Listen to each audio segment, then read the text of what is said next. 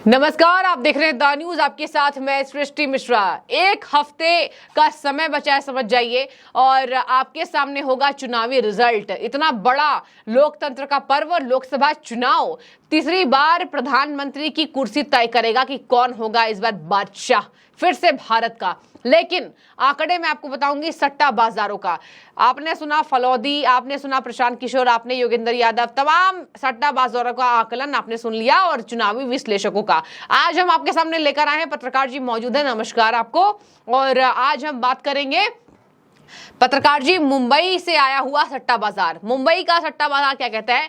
इसने भी भाजपा की सीटें दिखा दी कि भाजपा इस बार बहुमत से आ सकती है, भाजपा प्लस एनडीए। बातचीत करें तो इसने भाजपा की सीटों को बताया है 295 से 305 तक, और कहा कि 350 के अंदर एनडीए को मिलाकर सीटें होने वाली है। हालांकि 400 तक का जो आंकड़ा है वो तो सच होता बिल्कुल दिखाई नहीं देता है। तो पत्रकार जी, हमने एक चीज तो देख लिया कि 400 के फेवर में कोई नहीं है, ना चुनावी विश्लेषक हैं, ना आंकड़े हैं, ना सट्टा बाजार है। लेकिन भाजपा के नेता, जाहिर सी बात है, अपने अपने नेता अपनी अपनी पार्टियों का प्रचार दमखम के साथ करते रहते हैं। लेकिन बताइए, इसने तो सट्टा बाजार के मुताबिक यहां पर राजनाथ सिंह जीत रहे हैं। बड़े बड़े दिग्गज जितने यहां दाव लगे थे, यहां स्मृति ईरानी की बात करें, राजनाथ सिंह की बात करें, तो सट्टा बाजार ने कहा है कि जीतने की कवायद तेज है।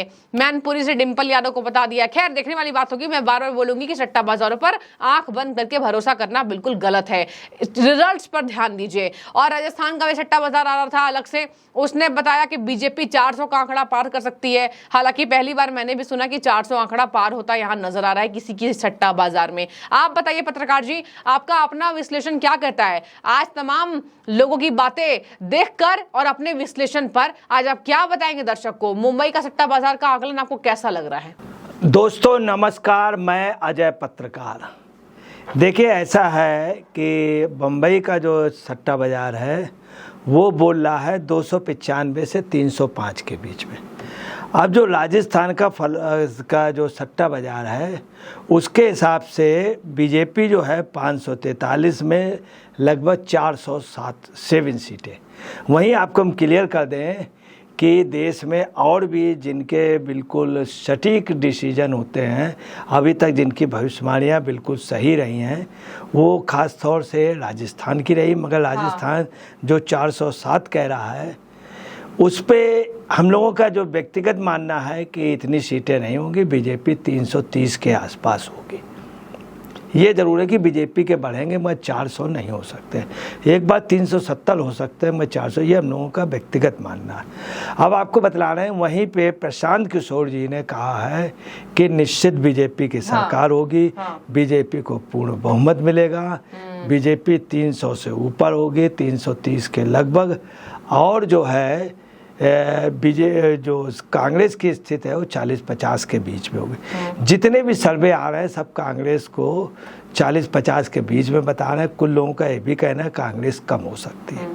दूसरी आपको बता रहे हैं, योगेंद्र यादव जो भाजपा विरोधी हैं, उनका भी मानना है कि बीजेपी जो है जीत जाएगी, 300 के आसपास रहेगी। बिल्कुल, उनका भी मानना है कि अगर 272 भी हो जाएगा तो बीजेपी की सरकार बनेगी। अब आपको बता रहे हैं, इसके अलावा अमित शाह ने 400 सीटों के लिए कहा है। और आपको बता रहे हैं, उमा भारती जिनके आंकड़े बिल्कुल सही होते थे, इस बार उन्होंने बताया है कि 500 सीटें बीजेपी जीत जाएगी, 400 से ऊपर जीतेगी। खैर, जो भी है, बहुत कुछ बहुमत के लिए 403 सीटों की ज़रूरत है। मतलब बड़े फैसले के लिए, पूर्ण बहुमत के लिए, 2/3 से ज़्यादा बहुमत के लिए 403 के लगभग सीटों की ज़रूरत होती है। ये बात आम जनता को, आम देश के लोगों के दिमाग में घर कर गई है। अब आपको बता रहे हैं, जब 400 सीटों की बात होती है तो बीजेपी 400 के आसपास नहीं दिखती है तमाम आंकड़ों में, मगर बीजेपी बहुमत में दिखती है, पूर्ण बहुमत में। इसमें कोई बट नहीं है। अब समस्या ये है कि 403, मगर वहीं जनता के अंदर एक फीलिंग गई है, चूँकि नए नए सुधार होने हैं, हमें पीओके चाहिए है, हमें अपनी सीमाएं बढ़ानी है। उनका मानना है कि मोदी अब दोबारा आ गए, भारत इंटरनेशनल लेवल पे बहुत बड़ी ताकत होगा, भारत को स्थायी सदस्यता मिल जाएगी, ऐसा निश्चित तौर पे लगता है आम जनता को। ये भी आम जनता को लगता है कि पीओके भारत में होगा, पाकिस्तान टुकड़ों में हो जाएगा, हमारी इकोनॉमी तीसरे नंबर पे आ जाएगी, जो 2025 तक आ जाएगी, 2028 तक हो सकता है हम दूसरी इकोनॉमी पे आ जाए। बिल्कुल। तमाम ऐसे डेवलपमेंट हैं, तमाम ऐसे प्रोजेक्ट हैं जिस पे मोदी ने काम किया, तो मजबूरी है लोगों को वोट देना। बिल्कुल। दूसरी बात, जैसे धारा 370 से कश्मीर की आज़ादी हुई और कश्मीर भारत का पूर्णतया हो गया, और आपको बताना राम मंदिर बना, तमाम ऐसे मामले हैं जो मोदी के फेवर में। तो उन लोगों का ये मानना है कि अगर मोदी नहीं होंगे तो राम मंदिर में आ जाएगी अड़चन, आ जाएगी बनने पे, या उस पे उसके 370 पे आ जाएगी। तमाम लोगों को मानना है बिल्कुल पत्रकार कि जो बड़े बड़े बदमाश थे वो जेल में हो गए, तमाम वो जेल में हैं, उनसे पैसा वसूला जा रहा। अगर मोदी आ गए तो मोदी नहीं आए तो ये सब एक नुकसान हो जाए।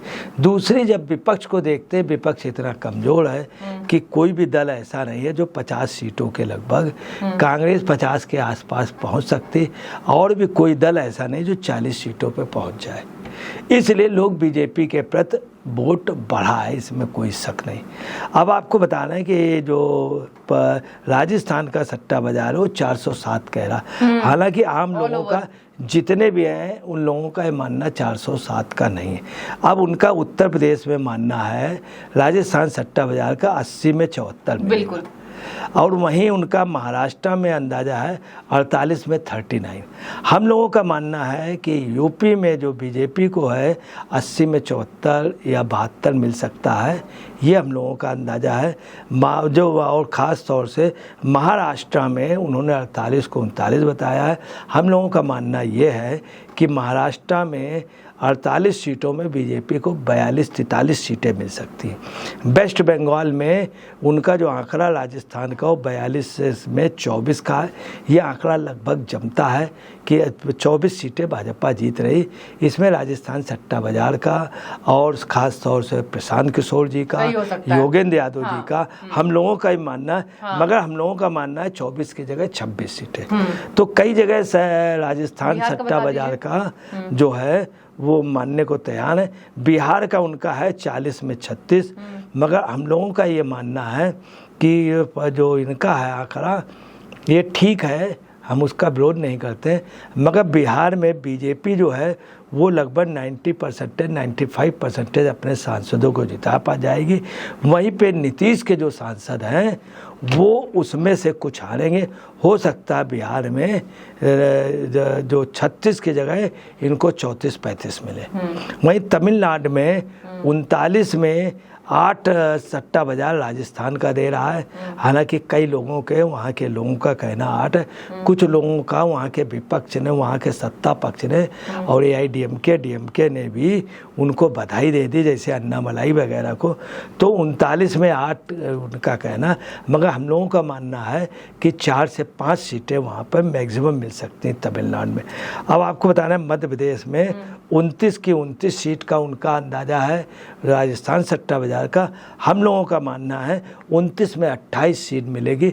छिंदवाड़ा में जो है वो बीजेपी हार सकती, कमलनाथ रिपीट हो जाए, क्योंकि कमलनाथ का वहाँ के सिस्टम पे ऐसा ही प्रशांत किशोर वगैरह सबका मानना है। कर्नाटका में 28 में 25 सीटों का है। हम लोगों का भी यही आकलन है कि कर्नाटक में भाजपा जो है 28 में लगभग 24 सीटें जीतेगी, 28 में लगभग 23 सीटें जीतेगी, वो 22 सीटें जीतेगी और 2 सीटें उसके जनता दल जीतेगी, कुल मिला के 24 सीटें जीतेगी। अब आपको बताना गुजरात में इनका 26 के 26 सीटों का आंकड़ा। वहीं पे हम लोगों का एक डाउट है कि गुजरात में हो सकता है 1 सीट कम हो सकती, चूँकि एक जात विशेष ने बीजेपी का पूरे देश में विरोध किया है। यूपी में किया, राजस्थान में किया, इसी कारण राजस्थान में 2 सीटें हार सकते हैं बीजेपी वाले, और गुजरात में भी 1 सीट संकट पे आ सकती है।